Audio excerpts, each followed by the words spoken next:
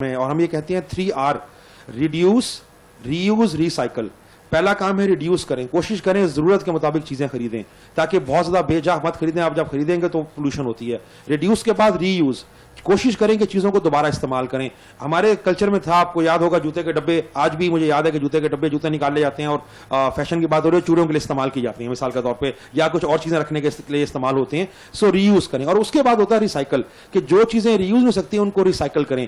آپ کے جو ردی والے آتے ہیں، ہمارے ہاں پھیری والے جو آتے ہیں، وہ اخبار لیتے ہیں، وہ کاغذ لیتے ہیں، اور وہ کاغذ ریسائکل ہوتا ہے، اسی سے گتے بنتے ہیں، اسی سے پیکنگ بنتی ہے. اسی طرح مثال کے طور پہ اور جو پلاسٹک کے پرانے برتن ہیں، پلاسٹک کی چیزیں ہیں، وہ بھی بہت سی چیزیں ہیں جو ریسائکل ہوتی ہیں. تو کوشش کریں کہ ہم ریسائکل کریں، ڈونیٹ کریں. مثال کے طور پہ ایک چیز بہت امپورٹنٹ ہے اس وقت کہ آپ کے الیکٹرانک ویسٹ بہت اکٹھا ہوتا ہے. ہمارے پرانے فونز ہیں، پرانے ٹی وی ہیں، پرانے الیکٹرانکس ہیں، تو اس حوالے سے بھی ریسائکلنگ ہو رہی ہے. بہت سے ادارے کام کر رہے ہیں. اس وقت سب سے اچھا جو ادارہ اس پہ کام کر رہا ہے وہ عارفہ کریم جو ہے، وہاں پہ باقاعدہ اس حوالے سے الیکٹرانک ریسائکلنگ کے حوالے سے کافی کام کر رہے ہیں. ان کا ایک باقاعدہ انیشیٹو ہے عارفہ کریم ٹیکنالوجی پارک میں، جس میں وہ کہتے ہیں کہ آپ پرانے اپنے لیپ ٹاپس، پرانے کیمرے، پرانے ٹی وی آپ ہمیں دیں، ہم ان کو ریسائکل کریں گے، ہم ان کو ری یوز کریں گے. تو ہمیں کوشش کرنی چاہیے کہ ہم ان 3R میں سے یعنی ریڈیوس، ری یوز اور ریسائکل کریں. اگر ہم یہ کریں گے تو ہم ماحول دوست رویہ اپنائیں گے اور اپنے کرۂ ارض کو ہم مزید صاف بنائیں گے اور مزید صحت مند بنائیں گے. اچھا، پلاسٹک کے استعمال کے کیا نقصانات ہیں؟ پلاسٹک کے استعمال کے بہت زیادہ نقصانات ہیں. پلاسٹک جو ہے اس کے اندر BPA جو ہے ایلیمنٹ ہوتا ہے جسے ہم کہتے ہیں بس فینول اے.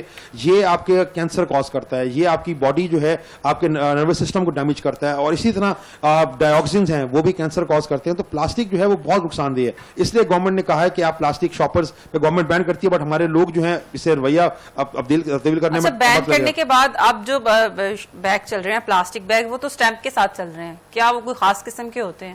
آج کل جو بیگ ہے اسٹیمپ کے ساتھ وہ ہے بایو ڈیگریڈیبل پلاسٹکس، یعنی وہ ڈیگریڈ ہو جاتے ہیں انوائرمنٹ میں. ورنہ ایک شاپر جو پلاسٹک کا آپ تھرو کرتے ہیں انوائرمنٹ میں، وہ 100 سال تک رہتا ہے. جو بایو ڈیگریڈیبل ہیں وہ 10 سال میں ڈس انٹیگریٹ ہوتے ہیں. لیکن ہم ایز اے انوائرمنٹ کی بات کریں، کلائمیٹ کی بات کروں ایز اے سائنٹسٹ، تو ایون بایو ڈیگریڈیبل پلاسٹک بھی نقصان دہ ہیں. بہتر یہ ہے کہ آپ کپڑے کا تھیلا استعمال کریں. بہتر یہ ہے کہ آپ جو ہے وہ جو بوری ہم اس پرانے زمانے میں استعمال کرتے ہیں، پٹسن والی بوری ہوتی تھی، وہ اس کا جو ہے پیپر بیگ استعمال کریں. اچھا، جب سے پلاسٹک بیگ بند کیے ہیں، جتنے بھی سٹورز وغیرہ دیکھتے ہیں وہ بیگ کا چارج کرتے ہیں، کیا یہ اتنے ایکسپینسو ہوتے ہیں؟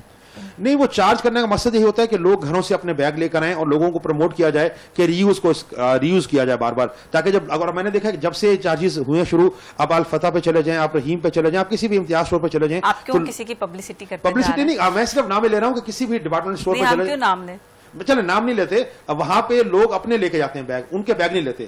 تو اس لیے کہ لوگ کہتے ہیں ہم بچت کریں، تو مثال کے طور پہ وہ پیسے جب چارج کرتے ہیں تو میں نے لوگوں کو دیکھا ہے لوگ لے کر آتے ہیں. تو اگین یہ لوگوں کو ایک قسم کی جو ہے ترغیب دی جا رہی ہے کہ آپ ری یوز پروموٹ کریں. آپ کیوں پیسے دے کے اور ان کی برانڈنگ کریں اور ان کے بیگ لیں.